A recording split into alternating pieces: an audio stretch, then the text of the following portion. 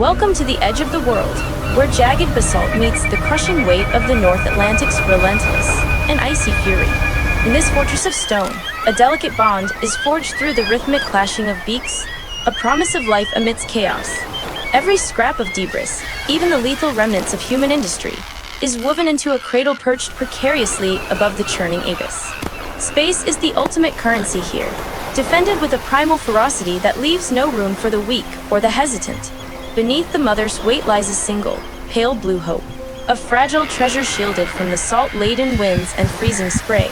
Warmth is transferred through blood-rich membranes, a biological miracle, keeping the spark of life flickering against the cold, hard stone. But shadows loom above. The Skua, a ruthless pirate of the skies, circles with eyes fixed on any moment of parental lapse. Violence erupts in an instant as the predator strikes, met by a mother's rage that echoes across the vertical basalt columns. The threat is repelled, but the cost of vigilance is high, leaving the parent to meticulously rearrange their shattered sanctuary once more. Nature's wrath intensifies as a leaden sky breaks, unleashing a rogue wave that threatens to swallow the entire colony in foam. Lightning fractures the horizon, illuminating a mother-esque silhouette as she anchors herself against the gale, refusing to abandon her post. Crushing pressure and freezing brine engulf the nest, yet the egg remains pinned beneath a body steeled by millions of years of instinct. As the storm recedes, a silver prize arrives, a hard-earned meal to sustain the guardians of the next generation's first breath. Then, a rhythmic tapping begins from within. A tiny, dark beak shatters the calcium walls, signaling the end of the beginning. Out of the shell crawls a creature of prehistoric shadows, naked and shivering, born into a world that demands immediate, absolute resilience. Survival starts with the first gulp of liquid silver, a high-protein fuel delivered directly from the parent's throat to the infant's gut. Growth is explosive. Within days, the black skin is pierced by white down, the first layer of armor against the coastal chill. Even as a ball of fluff, the chick learns to strike, defending its square inch of territory with a miniature, serrated fury. Without the parent's shield, the chick faces the Skua alone, learning the cold reality that on these cliffs, you fight or die. A white arrow strikes from the clouds as the mother returns, proving that parental devotion is the chick's most powerful biological weapon. By day 55, the chick is a voluminous sphere of white down, a thermal masterpiece designed to trap heat in sub-zero winds. Feeding becomes a violent struggle for energy, a desperate exchange that strengthens the neck muscles required for the hunts to come. Social hierarchy is established through beak and wing as the growing bird reclaims its space from encroaching neighbors with instinctive dominance. Wing exercises begin at the precipice, shedding childhood down to reveal the sleek, dark flight feathers of a true ocean wanderer.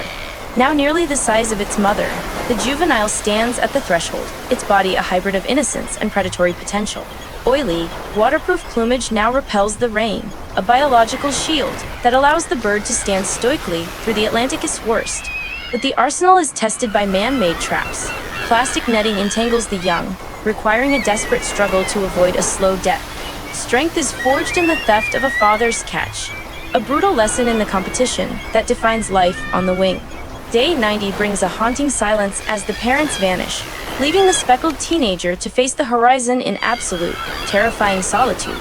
They watch the elders perform the sky-pointing ritual, a final lesson in grace before the great leap into the unknown abyss below.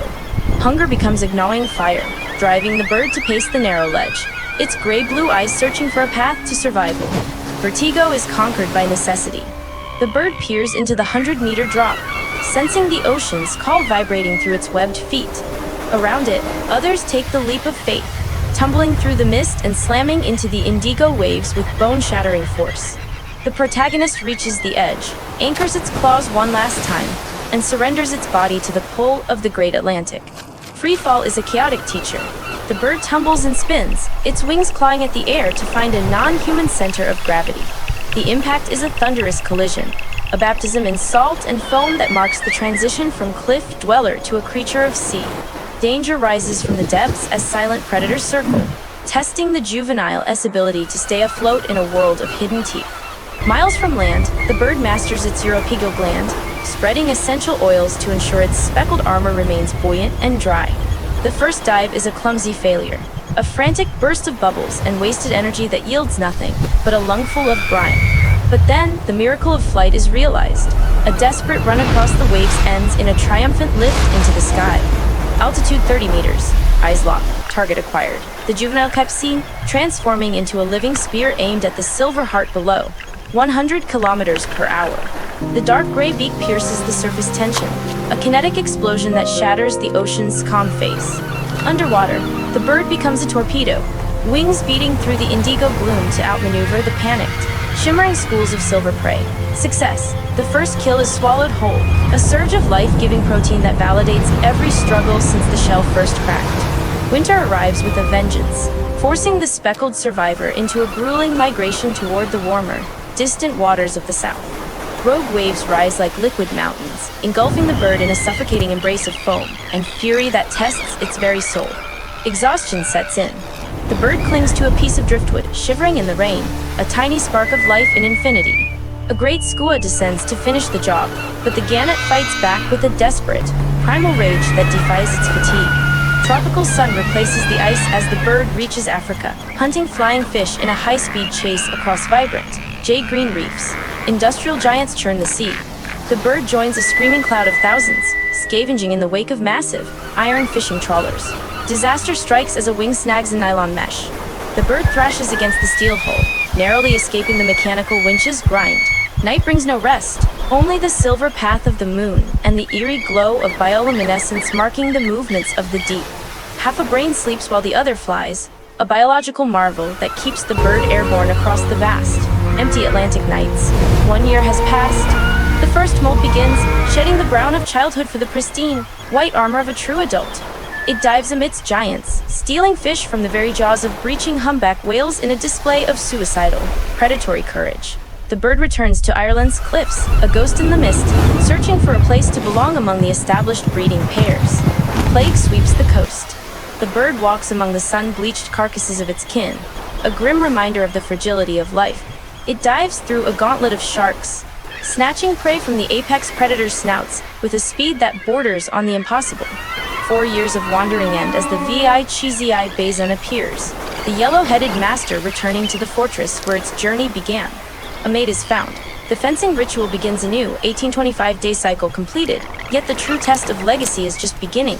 A new egg appears, a pale blue mirror of the past, nestled in the same matrix of seaweed and blue plastic twine. Territorial wars erupt as neighbors steal nesting material, met by a father's strike that defends his family as future with lethal intent. Heat waves bake the cliffs. The bird gasps for air, its throat vibrating in a desperate attempt to cool its boiling, biological systems. The shift changes, a dance of trust. One parent diving into the abyss, while the other anchors the next generation's hope. Lightning strikes the pinnacle, a terrifying reminder that nature can reclaim its gifts in a single, blinding flash of ionized air. The shell cracks again. A new life emerges, jet black and wrinkled, a carbon copy of the struggle the father once endured himself. Regurgitated silver sustains the new infant, a biological relay race where the baton is a half-digested fish from the deep. The cotton ball grows, flapping its downy wings in the salt mist, unaware of the predatory shadows circling in the clouds above. The Skua returns for the sun, but the father erupts like a catapult, hexivang the intruder with a bone-shattering kinetic impact. Aerial combat rages over the swells. The father pursues the pirate, tearing feathers from its back in a display of absolute dominance. Victory is celebrated with a fresh catch.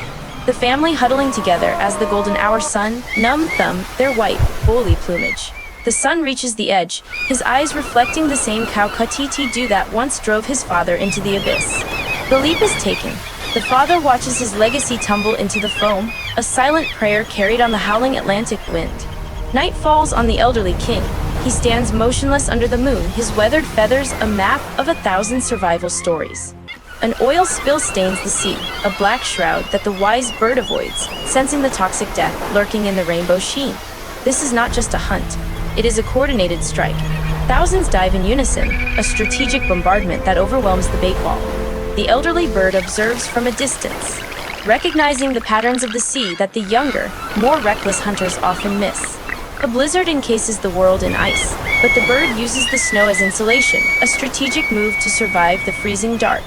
Spring melt reveals the survivor, jai but alive, his intelligence proving more valuable than the raw strength of his youth. He recognizes his son in the vast ocean, a brief Migi and Cien that acknowledges the continuation of their shared, resilient bloodline. One final dive, the old king plunges from 40 meters, his experience allowing him to predict the fish's path with mathematical precision.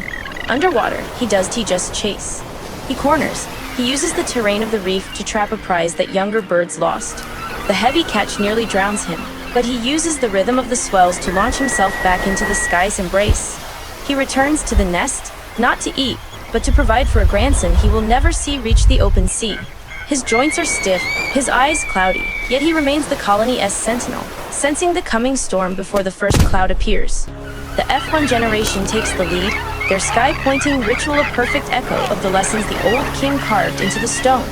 When a Skua raids a neighbor's nest, the old king intervenes, a strategic strike that protects the colony's collective future. Not just his, he is the silent mentor, his presence on the highest pinnacle a stabilizing force for the thousands of frantic lives below him. A rogue wave of unprecedented scale approaches. The old king sounds the alarm, his resonant cry saving hundreds from the coming surge. In the chaos, he spots a stranger's chick swept into the foam. Without hesitation, he dives into the heart of the liquid mountain. He places the chick on high ground, his wings failing as the next wave looms. He closes his eyes, his duty finally complete. The storm passes, leaving a golden horizon where the F1 sun soars, his cry a resonant tribute to the father who vanished. Life returns to the ledge. The sun weaves the blue plastic twine into a new nest, a legacy of survival and adaptation. The fencing ritual begins again, a timeless dance of white plumage and yellow heads silhouetted against the eternal, crashing Atlantic surf. A new egg rests in the center, a pale blue promise that the old king's spirit will return to the sea once more. Sunrise ignites the cliffs as 10,000 birds take flight, a swirling galaxy of life that proves the ocean cannot be conquered. A grandson takes his first leap, his speckled wings catching the wind, beginning his own 1825-day journey through the brutal Atlantic gauntlet. He surfaces with his first catch, his eyes bright with the same fire that burned in the eyes of the king before him. Two generations fly together for a fleeting moment, a bridge of white and brown spanning the infinite, shimmering indigo of the deep. The shell cracks. A beak emerges, the cycle is immortal. 1825 days and beyond, the northern gannet remains the king of survival.